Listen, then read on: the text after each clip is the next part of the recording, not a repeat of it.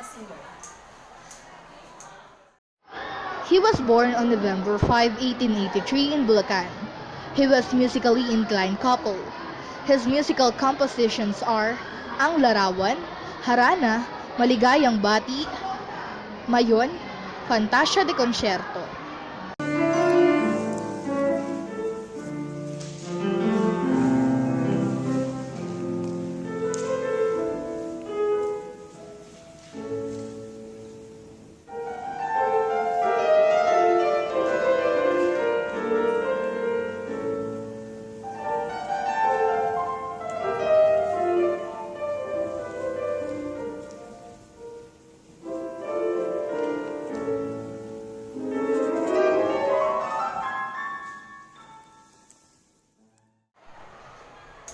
Francisco Santiago. He was known as the father of kundiman. His musical compositions are Concerto in B-flat minor, Anak Dalita, Sakali Man, Hibik ng Pilipinas. Natutulog ka man, hirap kong madimdiman, tumhaya.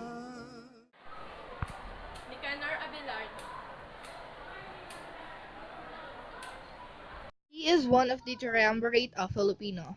His musical compositions are Nasaan Ka Irog, Magbalik Ka Hirang, and Himotok. Ang bayan ko'y tanging ikaw, Pilipinas kong mahal, ang puso ko at buhay man sa iyo'y ibig. Antonio J. Molina. He is came to be known as the father of Impressionist music. His compositions include Hating Gabi, Misa Antoniana, Pandangguhan, Awit ni Maria Clara, Larawan nitong Pilipina.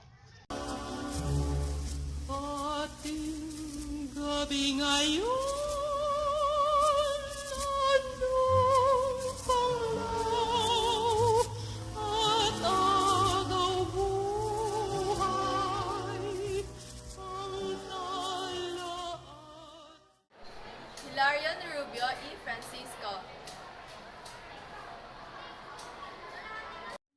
He was a composer, music teacher, conductor, and clarinist. His name was closely identified with his work for the orchestra as a conductor for opera, ballet, and dance recitals, and his music for movies.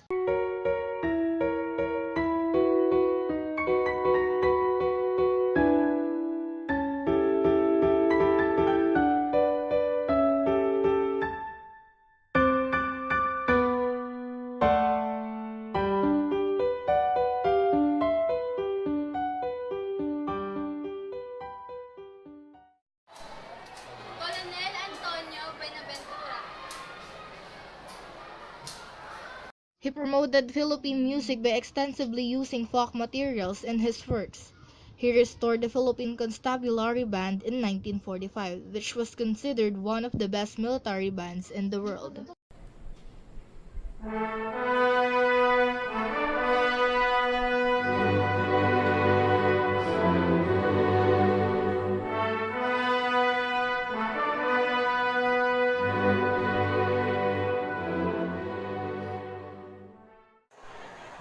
Rodolfo S. Cornejo. He was the researcher and official composer of the Philippine government exiled under President Manuel L. Quezon.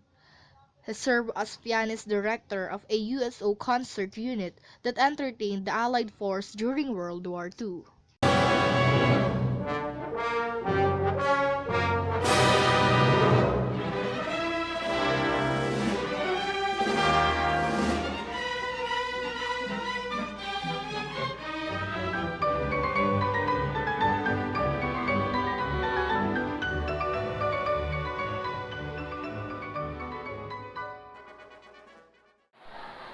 Felipe Padilla de Leon Sr. He is known as a nationalist composer who expressed the Philippine cultural identity through his compositions. His operas are No Le Metangere and El Filibusterismo.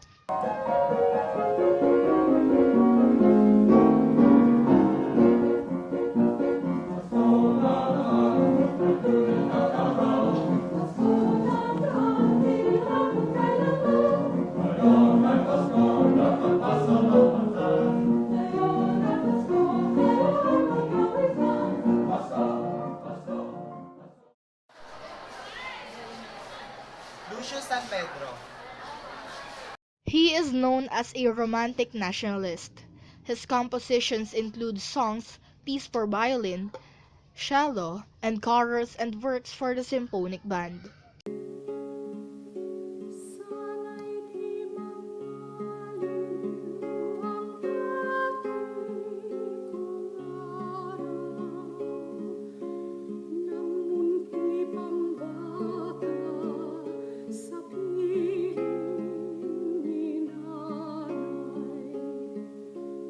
Nais ko'y maulit ang Rosendo E. Santos Jr. He was a prolific composer whose works include concerti, sonatas, symphonies, and many more. He is known as Philippine Composer of the Century after receiving the Composer of the Year award in Manila in 1956 and 1957.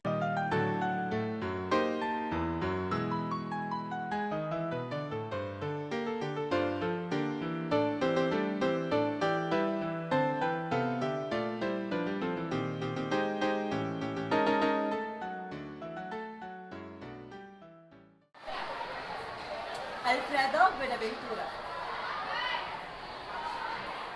He holds the sole distinction among Filipino composers of having composed 5 full-length operas. His compositions combine contemporary and conventional styles.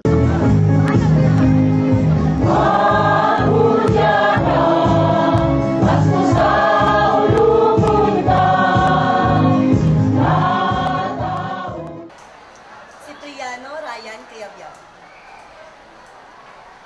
He is a contemporary composer and conductor who spanned both popular and classical world. His compositions are mostly traditional Western influence.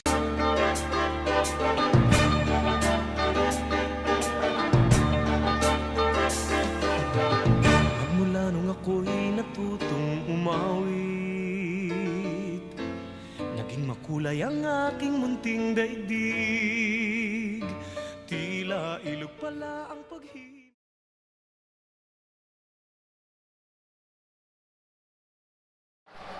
Jose Maceta. Born in Manila on January 17, 1917, his musical style was profoundly influenced when he encountered the music in indigenous tribes of Mindoro in 1953.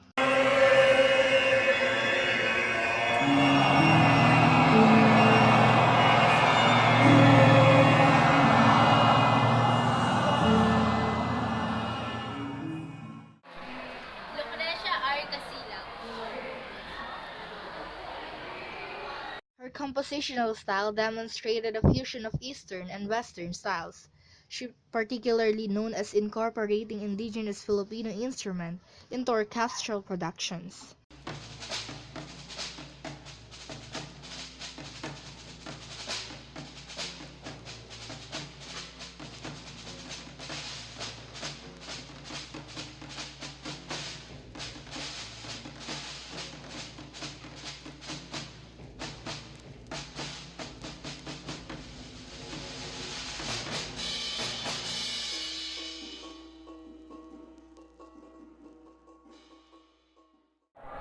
Ramon P. Santos. Compositional style features chromaticism, music seria, and electronic components.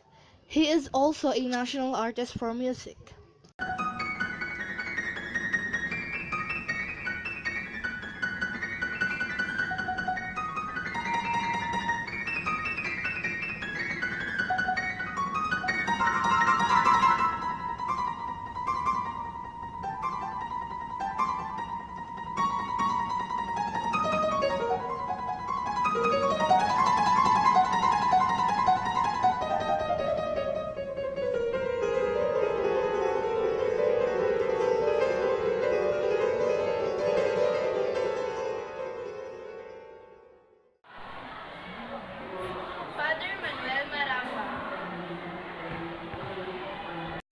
one of the most accomplished musicians in the Philippines.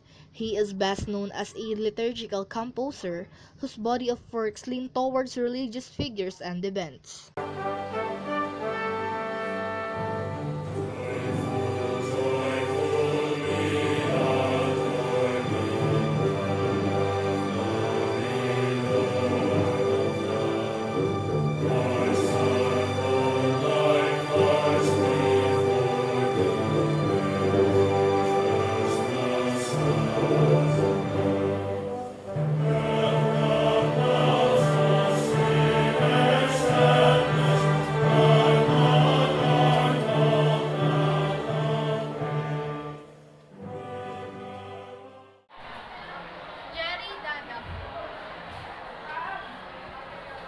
He is the first Filipino composer to conduct his own works at the Carnegie Recital Hall in New York.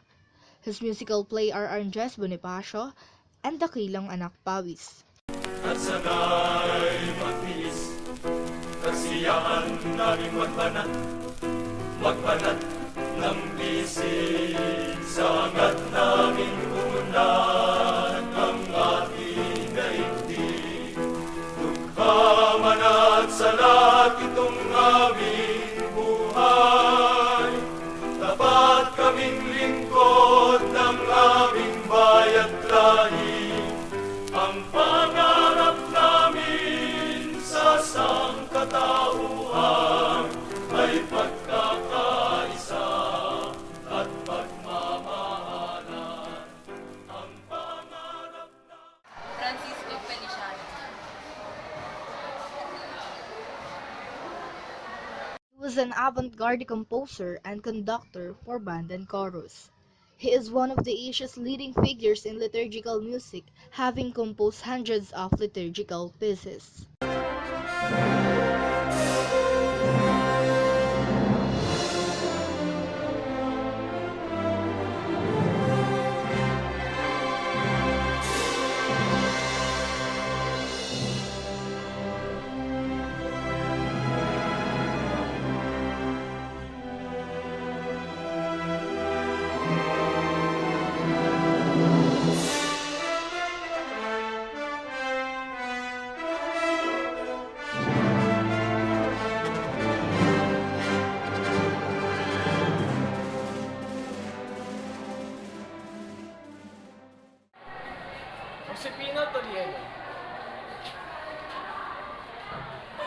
He is a recognized figure in the Asian contemporary art of music scene. He is the founding music director of the Metro Manila Community Orchestra. He is well-known international artists and ensembles.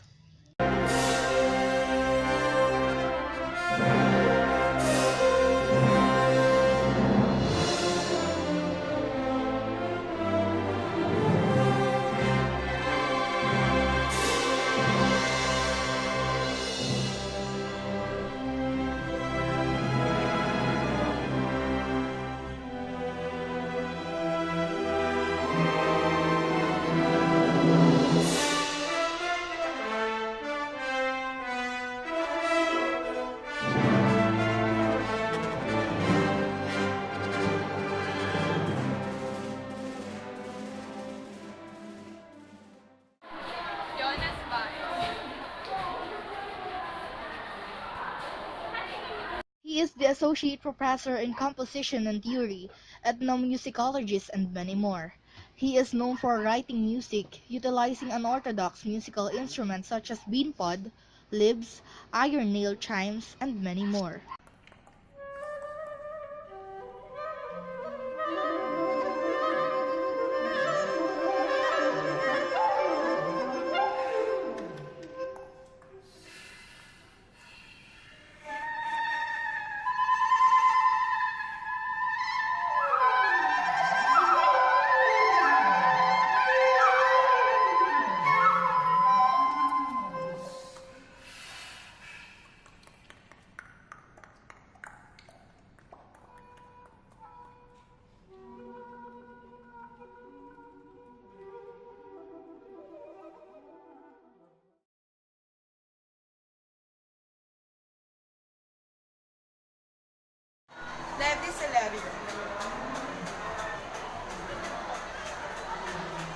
was named Nationalist Artist for Musical and Literature in 1997. He included in the Guinness Book of World Records for being the only person to make music with a leaf. May bumukol sa bibig sa sanga ng isang kahoy at nakakit ng bato ang pakpak ng munting ibon.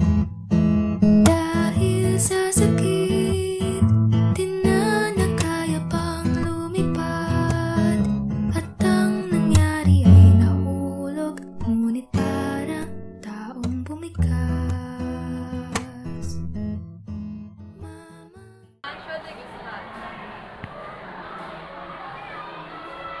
He is the composer of the nationalistic song Bayan Ko.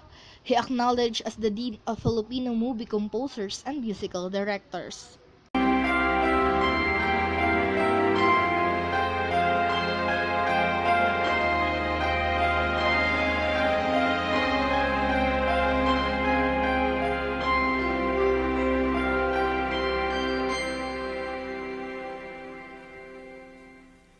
Ang tangi kong pag-ibig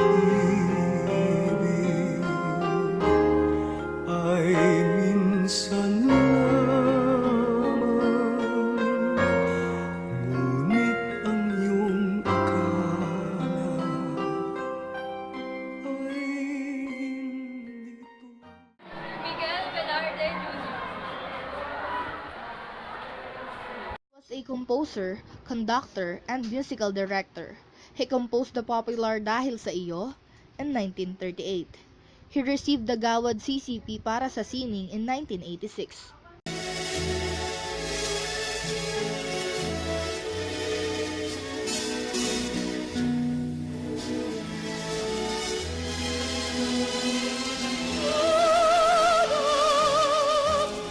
Sadyang kaligayahan na nagbuhat sa iyo, buhay niya rin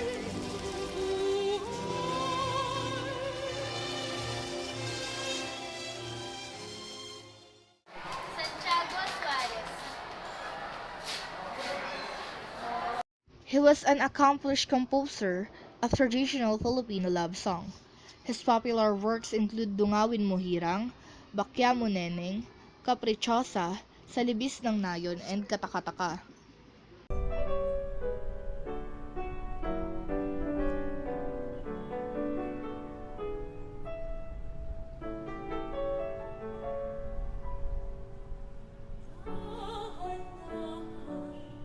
umiti ang araw, nagbigay ng kulay sa dakong silangan, at ang handog na kumalat sa lahat ng halaman, pagdating ng nanay Peres. Restituto Umano.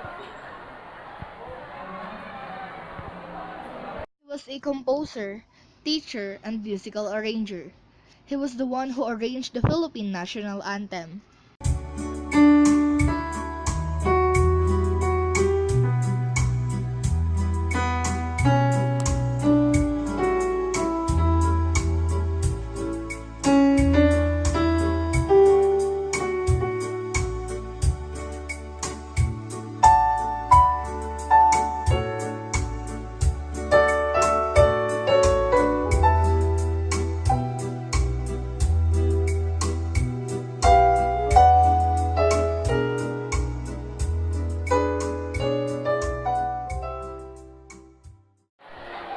Angel Peña. He was a classical and jazz composer, musical arranger, and bass player. He is widely considered by modern Filipino jazz musicians as one of the founder of traditional jazz in the Philippines. Alaala ko'y nagbabalik ang araw ng ating pag-ibig. Buhay natin panaginip sa gilid ng munting batis. Ang mga labi mong sakdal tamis ay may pangakong hanggang langit. Hernani Cuenco. He was a composer, film composer, musical director, and music teacher, and was named Nationalist Artist for Music in 1999. His works embodied the Filipino sense of musically with the classical sound of the kundiman. Di ba't sabi mo kay ganda ng lahat? Kulay rosas pa ang mga bulaklak. Tila sa akin ay ayaw pang magtapat. Yan bang sabi mo? George Canseco. He was considered a nationally acclaimed composer of numerous popular Filipino classics. He composed songs for some of the country's top popular singers such as Sharon Cuneta, Shasha Padilla, Regine Velasquez, and many more.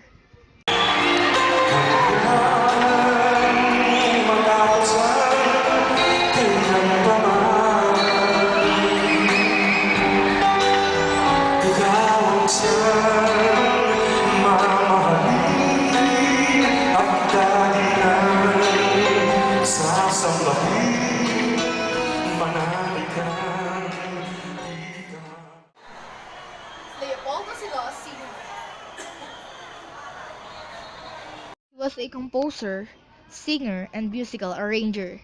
He composed and recorded romantically soulful songs. He was an award-winning musical director for the television musical program Aawitan Kita.